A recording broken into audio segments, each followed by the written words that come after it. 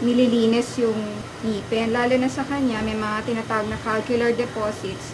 Meaning, meron yung dumi, tumigas na dun sa gilid tumigas na dun sa gilid ng ngipin. So, kailangan na talagang tanggalin. So, yung sa akin matigas na? Oo.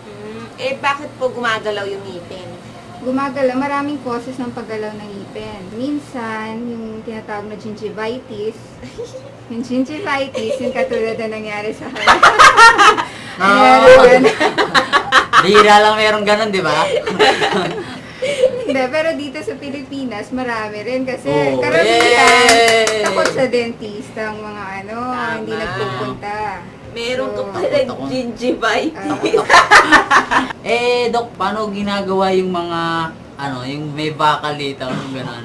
Yung orthodontics. Ang ginagawa sa orthodontics, una is kukuhanan ka ng impression. Impression? Oo. Fresh. Ano yung kung mayabang ka, ganun, o Hindi ano? naman. Susukatan ka ng ngipin. Anong first impression mo sa akin? Okay lang, mabait. Mukha na mabait. Sabi mo, ka. kukunan mo ako ng impression eh. Sige, kuhanan kita ng impression yan. Ang galing. Bakit niyo pa kailangan kumuha ng impression? Para makagawa ako ng study cast, gagawan kita ng ganito para mapag-aralan ko kung paano yung first na gagawin sa'yo. Tapos, tsaka nyo kakabitan ng braces. Oo. Dyan yung ikakabit. Hindi, sa'yo na yun. Tapos, after dito, kailangan mo rin ng x-ray. Makikita doon sa yung kung paano ang pagtubo ng ngipin mo. Kung meron kang mga impacted na ngipin, meaning nasa loob yung ngipin, hindi lumabas. Ano ho ba yung mga uri ng braces? Iba't ibang klase ng braces. Merong edgewise na tinatawag. Edgewise. Tapos meron din yung ceramics. Ceramics. Yun yung hindi nakikita. Invisible siya. Kahit pakabit ka pa, hindi naman nakikita. Ang makikita lang sa'yo, yung archwire na tinatawag. Di ba yun yung madalas suotin ng mga tagalibis? Ang Yung alin? yung bakal dito. Tsaka mga tagalasal. Maraming ganun. Salo. Oo. Sige po, kunan nyo siya ng molde. Okay. Sige, sandali Ayun. Ay, alam ko tawag dyan eh. Ang galing ube. Plaster. Alginate. Ang tawag. Ay, dyan eh. Alginate. Ginagamit din to para sa mga sa mga movies, pag gumagawa ng prosthetics. Ay, din yun? Di ba plaster yun? Mga Plaster, figurine. yung pampatigas. Ang galing, Tado. Para kang...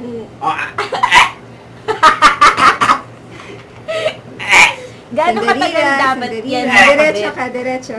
Diretso ulo, diretso ulo. Sandali lang, sandali. Gano'n po katagal dapat nakakabit yan? Kailangan tumigas muna to bago matanggal. Mga isang oras na kaganyan. Sandali lang naman. Mga 5 minutes. Save. Ito. Malapit na mag-set. Galing, Tado. Ah. Wow! Ang ganda! Ang ganda, Tado. Sinuboy nyo lahat, Dok eh. Ganyan talaga yan para makuha talaga yung bunga na ng ngipin mo. Okay. Wow! Open. Wow, Pakilabas yung Tado. dila. Tama. Kaya kapag nakuha nyo na po yung dalawang mga molde niyan, ano gagawin nyo doon? Lalagyan na siya ng cast stone. At kapag nabuo nyo na, Pag nabuo na, pag-aaralan ko na kung paano yung pinakamagandang treatment para sa ngipin ni Tado. Then blow. Ano to? Hinga ka. wow! Talagang nagbo-blow? Oo, para masok yung hangin, ma-release natin agad. So, Tado, decidido ka na ba magpa-braces? Pero kailangan ka mo, bago ka i-braces, kailangan i-rehab yung ngipin mo. Nire-rehab ka? Kapali. I-rehab meaning, iti-cleaning, papastahan yung mga ngipin mo na dapat pastahan. Sabi nga ng mami ko, balak din ako ipasok sa rehab eh. Baka sabay-sabay na doon. Ilang beses sa isang araw dapat nagsisimilyo ang isang tao? At least 3 times a day. At least 3 times a day. Every after meal. Tapos ang pinaka-importante is sa gabi, kailangan talaga Bago ka matulog is magbabrush ka ng ngipin. ano yung mapapayo niyo, Dok, sa mga kabataan na ayaw magpa-dentist? Nasa sa kanila yun, pero talagang kailangan talaga para Hindi, ayaw nga eh. Anong gagawin? Kailangan pilitin sila ng magulang nila. Magpaano talaga. Hindi, ayaw din ng magulang.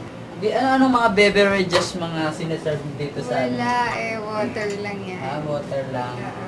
Wala kayong balak mag-serve ng mga alcohol beverages, gano'n. Wala. Pwede ba bunutan ng ngipin yung sabog? Pag nakainom, gano'n. Oo. Pag nakainom, usually hindi binubunutan. Kunyari, the night before, Sinasapak na lang. hindi ka pwede bunutan kasi hindi ka tatalaban ng anesthesia. Tikman ko yung tubig, Dok. Sige. Dok, kapag gagawin po natin yung pinayo ninyo, yung rehabilitation ng ipinitado, tumudura, oh. at yung pagkabit ng braces, mga magkano po kami aabutin? Buti siya ng mga 35. 35 35,000. pesos. 30. 35,000. Ganito, Dok. Anong oras na ba? Bali, lunch break. Sakto to. Withdraw lang ako. Okay, Dok, sige. babalik ako. Tama. Sige. Ako, 5,000 ha? Sandali lang to, Dok. Pindot Okay. yun. High-tech na ngayon eh. Sige. Tama. Salamat. Lapit. Alright.